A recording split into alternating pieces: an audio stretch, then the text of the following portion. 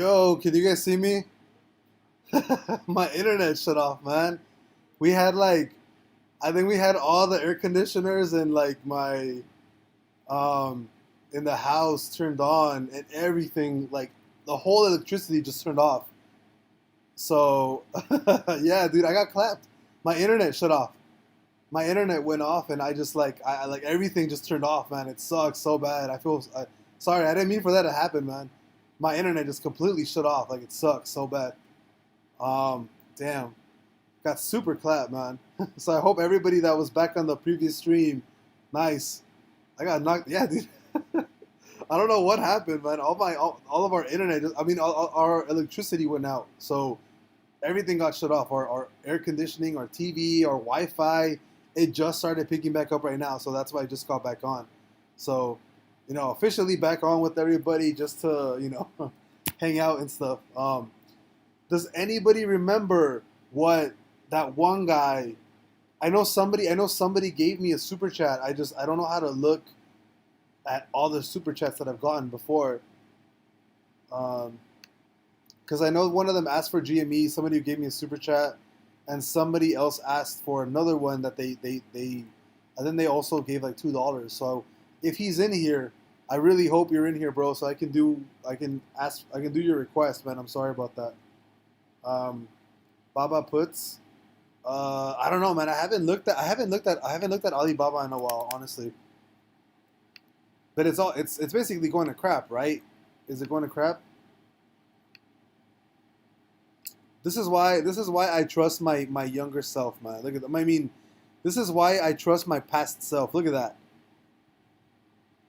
Look at these drops, man. I guess I already had this all played out from last time. Look at that.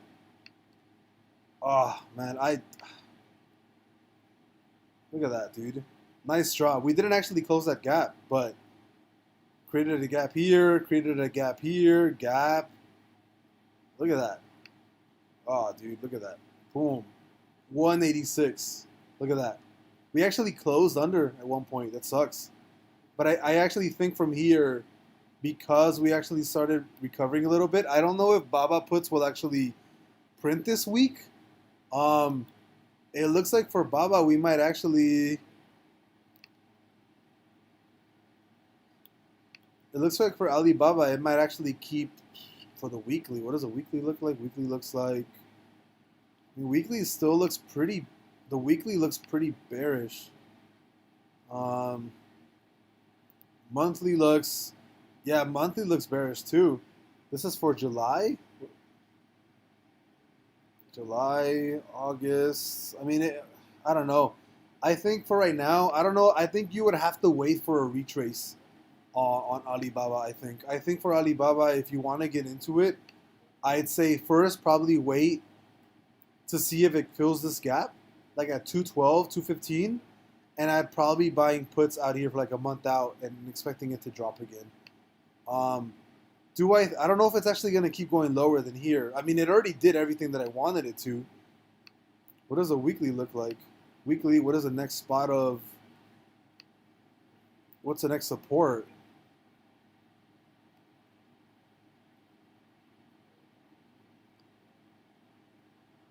Next big support, I'd probably say is around...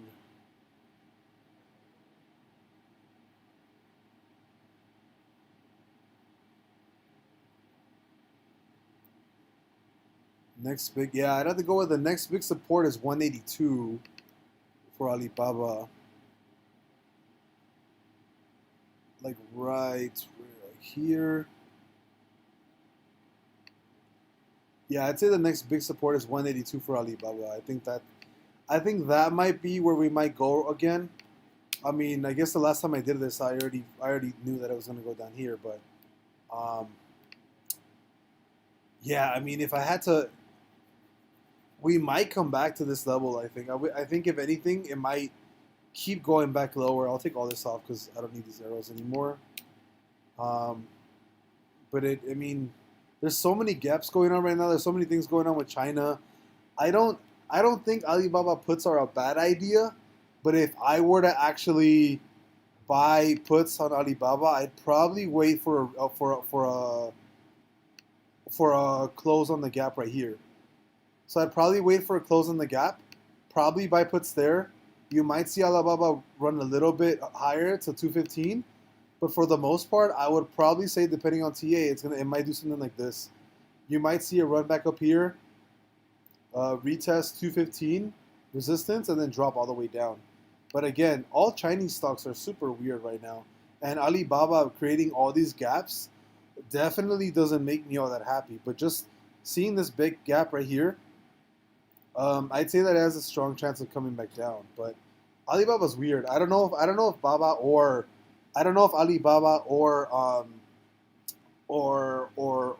Alibaba puts or calls with print. Honestly, I would have to be. I'm like super. I don't know, man. I don't know what it would be. Honestly, Alibaba's hard right now. Damn, dude, look at all these. Thanks for all the super chats, guys. What the heck? I had somebody gave me $1 or something, and then another $2 before. That's great. Oh, if you got whoever gave me like $2 on the previous live, please let me know, because I did the super chat for one of them, and then I know somebody else gave me a super chat, but I have no idea what happened with the super chat for the other one. I have no idea what he requested. So, but if anybody does have the, I send you a super chat to see if you can chart ETC above 50. Oh, so it was you, Lunar, for Ethereum Classic. All right, bro. If you send me that super chat, I'm hoping it was you and you're not just like fucking with me. Either way, I mean, I'm still looking at all. I'm still looking at all crypto right now, anyways. But again, if we think that if we think that Ethereum is gonna keep running towards the upside, Ethereum Classic is gonna follow it. We just had that close, so July 26th, I think look. So look here, look at this. We're gonna close bearish. We're gonna close bullish for the most part on Ethereum Classic in 4 hours. Ethereum, for the most part, has been running like crazy, and I think Bluecore. Bluecore. I saw if you're on here, Bluecore. Thank you for the notice. We're actually looking at Ethereum started running a little bit more right now. You can see that nice little jump towards the upside at 26. As long as Ethereum is running towards the upside, Ethereum Classic is gonna run on the same momentum, but a lot more. So, for example, Ethereum. Let's say Ethereum runs to 28. I can easily see Ethereum Classic running to something like, slow computer. I can see Ethereum Classic running to something like 69. The difference in multiples is going to be super, super crazy on Ethereum Classic and Ethereum. Ethereum is going to run like 10%. Ethereum Classic will run like 40%. And it's always been this way. The correlation is, the momentum is always triggered at the same time. So if Ethereum is running, you can expect Ethereum Classic to run a lot more and a lot stronger than Ethereum. But yeah, I'd say Ethereum Classic, if we do close in 4 hours bullish, I say the next stop is going to be up here. I haven't really looked at Ethereum Classic for the actual trends. Like, what does it look like here? I'd probably say there. I'd say there. That's probably it. I don't know if I would put it anywhere else. It's got so many new resistance and support. You know what? I'm gonna chart this from the beginning because it seems like I have not looked at Ethereum Classic in a while. Let's look at this from the beginning. So let's go right here. We'll do one right there. Resistance, resistance, resistance, resistance. Here, what does this match up to? There's nothing there. Nothing there. We have here, support probably. Anything here? We have 3, probably right there. Easily I say here, and then another support down here. So because everything's new, everything right now is all new support and resistance, I'd say we're well underway of going back up to 63 bucks. I think that's going to be a solid price point. Let me look at all these trading ranges. I actually, you know what? I'd probably move this a little bit lower. probably like right here. But I think for the ranges, I think because we're closing here, the dailies, the daily, look, the daily, I think we're going to have another bull trigger. We're already overbought. You guys know how much I love, on crypto specifically, how much I love the reverse MACD to close on a bull trigger and the stochastic to already be overbought. I think the rallies and pushes when it's like that is tremendous. Look at this. Bull trigger, not over, well, not actually, that's not overbought. Let me see. Where can I give a better example of that? Do I have a better example? I think it's here. There we go. So on the weekly, we have the bull trigger close to overbought, and that's when we actually started the rally towards the upside. So right now, I do think that we're definitely going to go back and retest $63 on Ethereum Classic. I think it's very likely, especially with Ethereum running. I think this is going to keep running all the way up here. So when Ethereum Classic keeps running towards the upside, I half expect it to either do this, bounce off this, and either come back down here to these lows, or break that resistance and go to 72. I mean, that's what's going to happen. It's either going to trade sideways here in this range, trade sideways here, but it has to either come here and come back down or break that resistance and go up. But because Ethereum is trading bullish right now, I half expect Ethereum Classic to beat it out. I do think Ethereum Classic is going to beat it out, and it's going to keep running. Mike, Farina, yeah, dude, check out RSG for a breakout play for this week. RSG, I think I don't know if I have my chart set up for RSG. I think we might have seen it before. Did we see it? RSG, oh, that looks, you know what? I think you might be a little late for RSG. When was the break? It was break back in July 12th. Man, this looks great, man. This play looks awesome.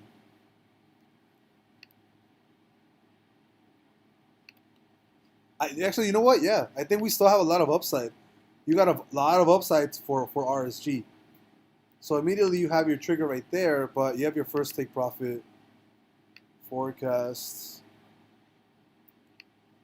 Will be a little bit risky, right? Well, I mean, even if you don't, 5% would be like 122. You still got a pretty good upside. I'd say be risky at like 2.5%. That's fine. Or my rectangle.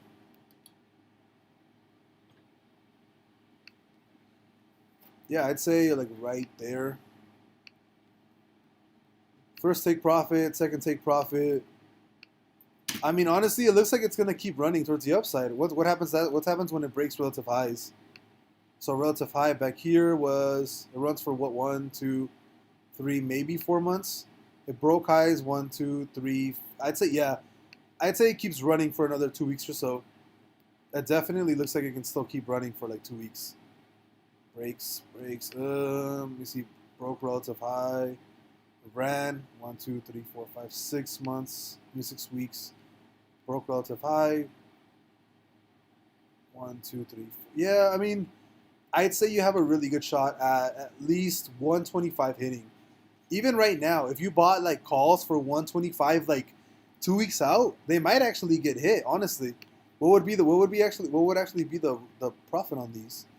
5%. So on the options, you might only be looking at maybe like a 50% gain on these, unless you have a massive move like on like 1 week or whatever. I think RSG is perfect, man. I think perfect RSG entry would have been July 12th. I think July 12th would have been the perfect entry for you for RSG. I think right now, I think you can still, I would not be against buying calls right now for like 2 weeks out for like 125. I think 125 still has a really good shot of hitting within 2 weeks or so. So it really just depends on what strike you bought. But yeah, I think RSG is great for the breakout. I think July 12th, the week of, would have been perfect, honestly. Marcos, oh, what's up, man? I know you're on here a lot, man. May we go more in depth on the MACD? Sure, bro. If a stock fails to break the relative high or never goes to first TP, do you expect it to go back down to a certain fib? CHPT, for example. That's a good CHPT.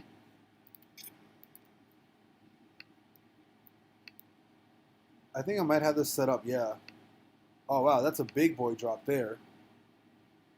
So CHPT, yeah, this one would have been a bad end. I mean, this would have been a perfect example of a breakout strategy not working how you wanted to. So you had relative lows, relative highs. It broke on the week of June 14th, and it kept running, kept running. It went all the way up to $37. So the perfect entry would have been here at June 14th. It kept running to $37. Your takeout, your first TP takeout would have been 39. But look at that huge dump. This is one of those instances where the breakout strategy didn't work. And again, like I've told you guys before, the breakout strategy is not that it's going to work every single time. It's that so you're right more times than not. So I can say that the breakout might work for you 7, 8 times out of 10, but you're definitely going to see plays like this where it doesn't work out. And I think that as soon as, if you see a drop in price back to like the previous fib, I'd say that's your time to get out. So if you see something, for example, like on the fib here, you see a break, and then it runs to the upside, and then you're in profit, obviously you don't take anything because it didn't even hit the first TP, right? Unless at this point you're already like, 80, 90, 100% profit for the option. Obviously take some money out, right? But once it goes back down to, let's say, like $29.87, I would, as soon as it touches that, I would probably be 100% out, even if it was at a complete loss, unfortunately, because it does hit that you have to have a stop loss somewhere at a certain point. And for me, it's the previous fib. So again, your relative high to relative low, if it does hit or crosses under that previous fib, like right here, I would have to take a loss, 100%. I would have to take that loss at, what is this fib?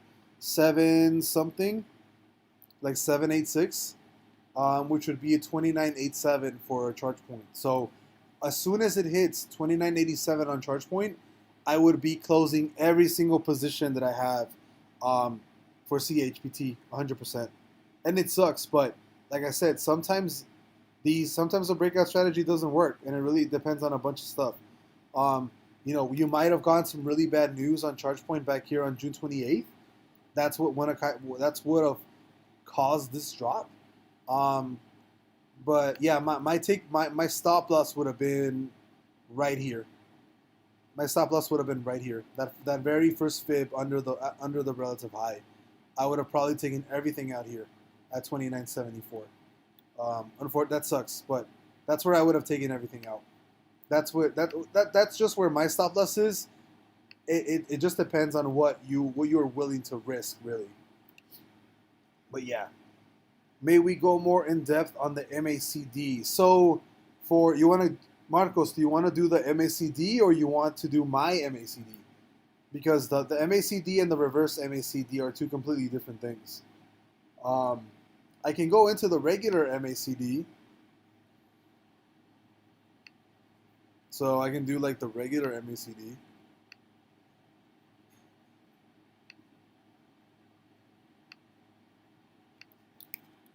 So I have the regular MACD right here.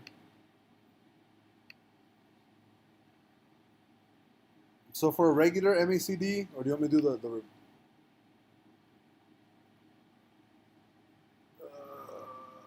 do I think GME can go lower than 150? It really depends when it actually hits to 150. So if GameStop goes to 150, I would have to look at the TA, and see what it looks like at 150. But as of right now, I do think GameStop is going to 150. The regular is fine. Just want to learn more about it. So we can learn more about the MACD. So the trigger here on the MACD is essentially the way that I would use it. Let's use a blank chart. I mean, what can we use? Something that I haven't used before. eBay. We'll go with eBay, right? We need something that shows like clear movements towards the upside. Look at that eBay move too. Would have been a little bit later than before. So 1, 2, 3, 4. Maybe the 4th week we would have been close. Let me see. What's something that I haven't looked? Yum. What about Yum? Something where I'm not like, I don't have anything on it. Damn, Young would have been nice too. Look at that. It's a nice push to the upside. All right, so for the MACD,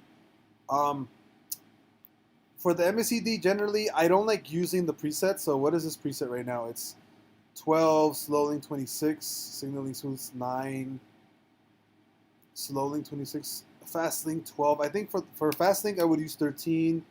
Slow length, I would stick to 20. Yeah, I think 26 is fine, but I think for fast, I would do signal smoothing 9, slow length 26, 13. There's not too much of a difference, but yeah, I think this is what I would use. So if you go on TradingView and you're looking at the regular MACD, a regular setup would be 13, 26, and 9. I changed this up from 12 just because 13 is my kind of regular.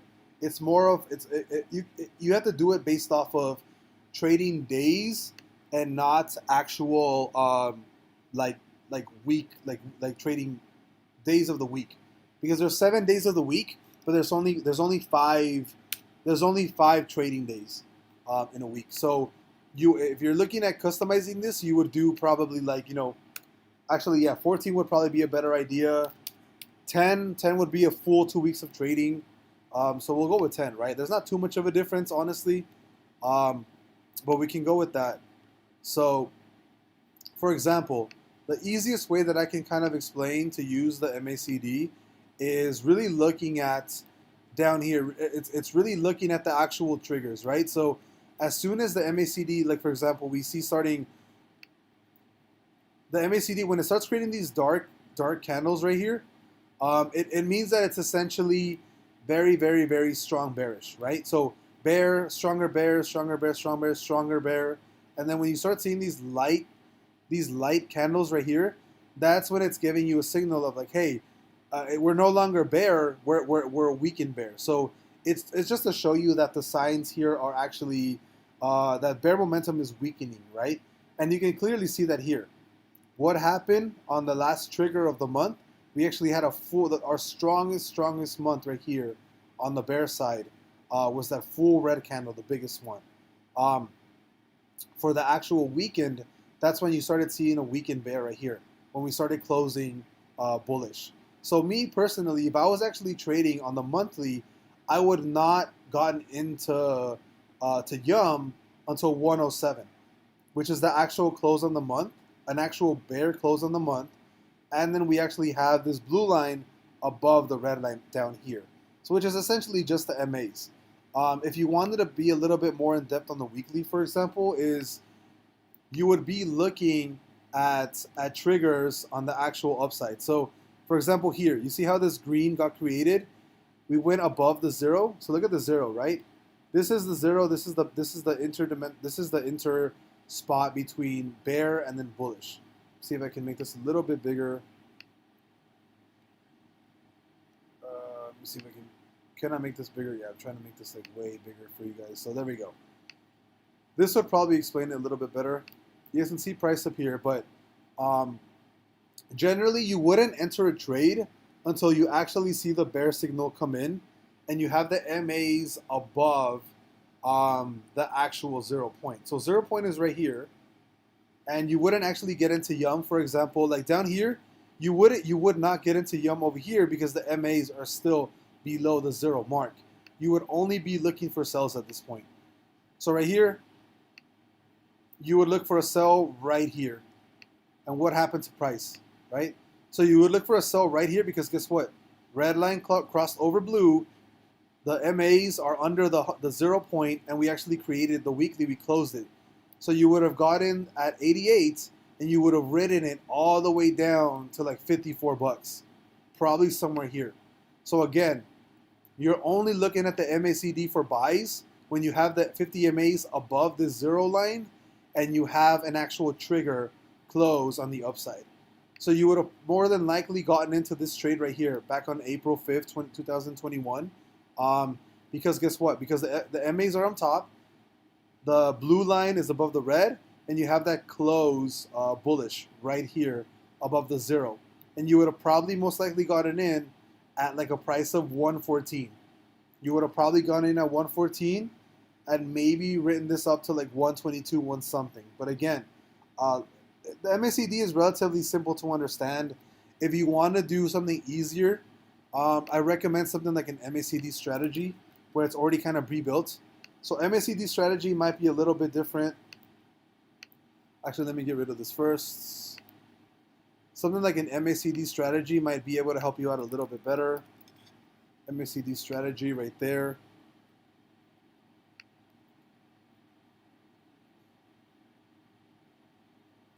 What the heck did I just do?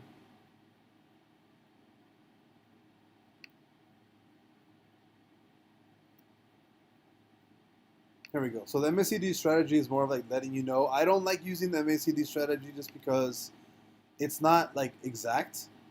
But again, just a regular MACD is fine. I think it's perfectly okay for you to like just look at the MACD, only look at actually buying. Again, so if you want to take notes, this is fine. So you know what? Let me actually make this even easier for you. Let me put something right here. So one, when you're looking for buys, the MAs have to be above 0. 2, your bullish close. Bullish close has to happen. Your bullish close has to trigger. 3,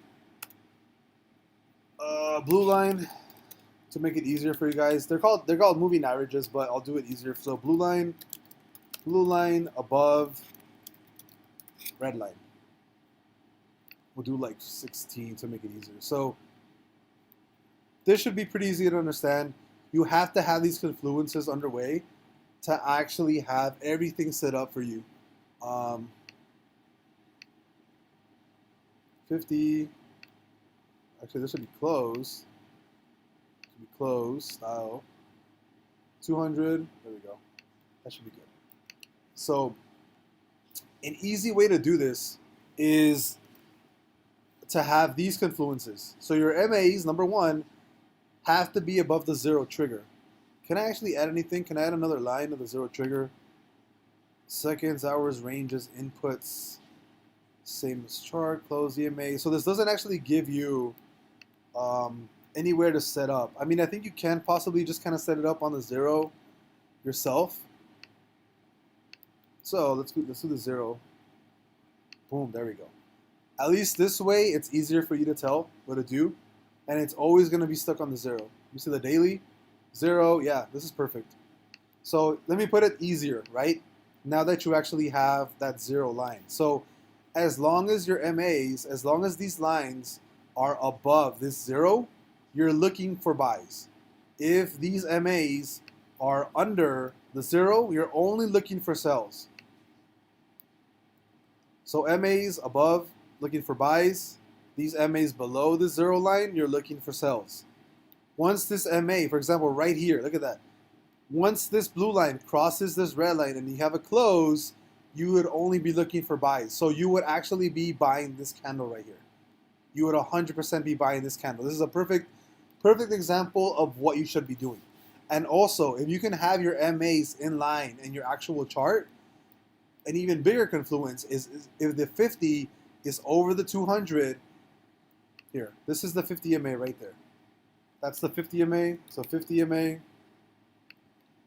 This right here is the 200 MA. Moving averages. So if the 50 is above the 200, that's an even better confluence for you. So you can really only, honestly, really, you don't really have to look at anything. All you can look at as the MACD. You don't have to look at any other triggers on here, any other indicators. Set up your MACD, set it up to, more than likely, if you want to look at 2 weeks back, you know, set it up to trading days. So you're looking at actual trading days, which would be 10 right here, right? And you're setting it to the close, not to the open. Again, you're looking right now, you're looking at a comparison of 2 weeks back in price.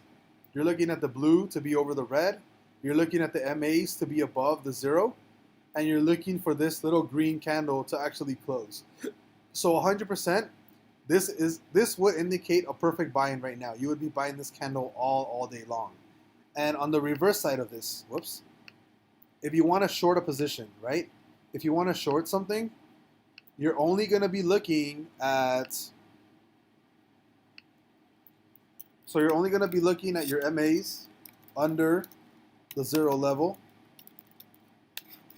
Number 2, you're going to be looking at the MAs. You're going to be looking at, you see, red over blue, red line over blue line, red line over blue line. And number 3, you're going to be looking at a candle close, a red candle close, a blood red candle, blood red, whoops, what the heck? You're looking at a blood red candle close on the downside. Perfect. So, for an example, what happened right here? Right here, what happened right there? Right there, we have the red cross over the blue, we have the MAs under the 0 line, and we had this red candle close on the bottom. You would have gotten in somewhere right here.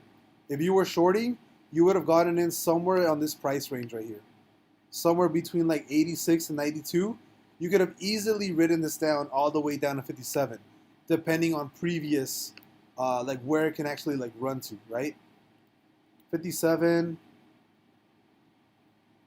maybe somewhere like right here. But again, you have to put like support, resistance, and stuff. But again, you could have easily written this down to like 57 bucks. But this would have been the trigger right here. The red crossing the blue, you would have had the MAs trading under the 0, and you would have had that bear close bearish. You would have had this bloody red candle right there. So I hope that explains it to you. I can go a little bit more in depth on another video a little bit later on. But for the most part, that kind of explains the most of it on how to actually use the regular MACD and what to look for on the high side and the low side. So I hope, I mean, you can probably come back to this video and just kind of look for it, honestly. But I hope that helps you out, man, honestly. Solid explanations, by the way. I hope that helps you out, man. I hope that, Marcos, I hope that helps you out for the MACD. It's not super hard to understand. It can get very complicated very fast, and you can definitely use other indicators to kind of help you take certain positions. But for the most part, really, it's just it's really just looking at it like, you know, where is it actually going? So again, exactly how I explained it to you. Super easy to get into entries with just the MACD. Super nice, yeah. Ethereum Classic pop. Oh, did it? Ethereum Classic, did it pop?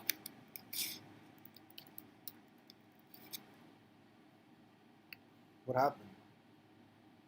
Let me see. Pop to the upside. I mean, it's going pretty good. 50 year was over 2. Yeah, I mean, like I still think it's gonna run to 63 bucks. I think it has a strong chance of running to up there. I think it's pretty good. Yeah, it's pretty good. Let me look at MSTR for Love's War Cry. I got you, bro.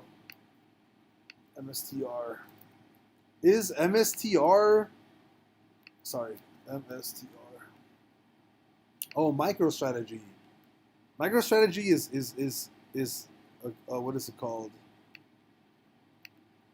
What is MicroStrategy? Well, looks like it's probably gonna sell off. You got major gaps here. Look at that. Major gap. Major gap right there.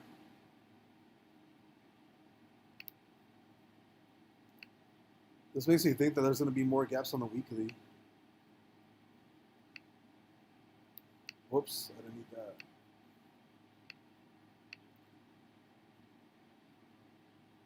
I mean, MSTR, MicroStrategy, I know it's a crypto thing. It's gonna follow crypto. I mean, I probably don't even have to do any TA on this. I think for the most part, if crypto's gonna keep going up, you can easily see MicroStrategy keep going up. I am bearish, just because you have two gaps here, two pretty big gaps. So I am bearish long term for it to fill these eventually. But if I had to guess, it's gonna run with crypto. If MicroStrategy is following, it's like based off of crypto. It's gonna keep following crypto. So if Bitcoin and Ethereum keep going up, MicroStrategy is gonna keep going up. There's no doubt about it. I really doubt that it's gonna like drop down like a whole bunch, man. So I hope that answers your uh, your super chat. Thank you, by the way. But yeah, I think Riot, SOS, MSTR, anything that follows crypto is gonna move with crypto. If Bitcoin goes up, crypto's gonna go up. I mean, every other stock is gonna go up. If crypto goes down, MicroStrategy, Riot, SOS, what is it, Myrna? I forgot the other one. It's gonna go down. So it just depends on where crypto goes. MRIN. MRIN. Actually, how much have I been? So I'm already gonna be at 40 minutes. Let me do this last one of MRIN, and then I'm probably gonna log off, just because I'm gonna go hang out with my wife and see what she's doing. I'll probably do MRIN as my last one, and then we'll kind of go from there. What does a weekly look like? Weekly looks like. Let me set this up right, man. If we're gonna do this, we're gonna do this right. There's nothing there. I'll probably put it there. Put it here. Maybe something like right in the middle. Probably right there too. I mean, it looks like it might trade on a range, honestly. It looks like it's trading on a range.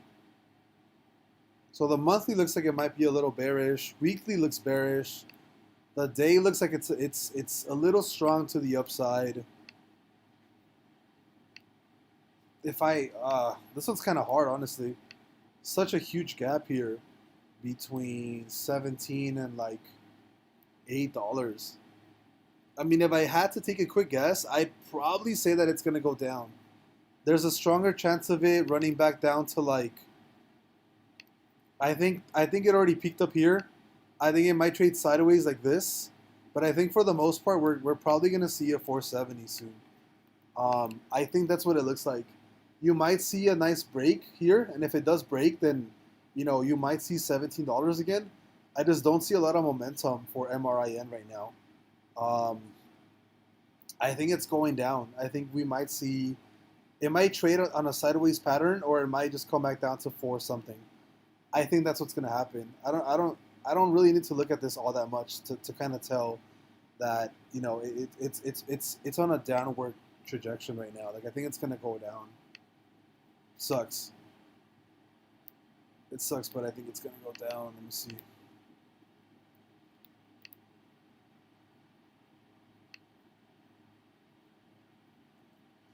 Yeah, I can. If I had to take a guess, I'd say Marine or Marin Software, MRAN. I think it's gonna go down, man. I think it looks. That's what it looks like. I think for the most part, it had a nice little wick candle here, but look what happened last time. You had a nice little wick candle to the upside. I think that same thing is happening right here, and then it's gonna shoot back down.